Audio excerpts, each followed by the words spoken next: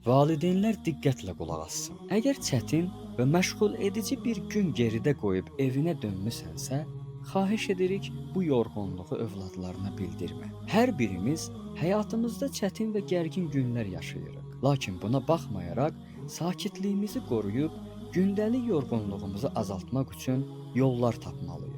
Siz evə qayıtdıqda uşaqlar bilmir nə qədər yorğun bir gün keçirmisiniz. Buna görə də uşağınız sizinlə danışarkən onun sözünü tez-tez kəsməyin. Çünki bu iş onun sözünə marağınızın olmadığını və sözünə dəyər verməməyinizi fikirləşməyə səbəb olacaq və nəticədə sizinlə danışmaqdan soyuya bilər. Həmişə səbirli olmağa çalışın və övladınızın sözlərini diqqətlə dinləyin. Çünki bu şəkildə onun fikirlərinə və hisslərinə dəyər verməyinizi göstərmiş olacaqsınız. Əgər bu cür yanaşsanız, övladınız bütün problemlərini sizinlə bölüşəcək və nəticədə kritik anlarda ona vaxtında kömək etmiş olarsınız. Onun məqsədlərinə və hisslərinə hörmət edin və hər zaman onu nə qədər sevdiyinizi dilə gətirin.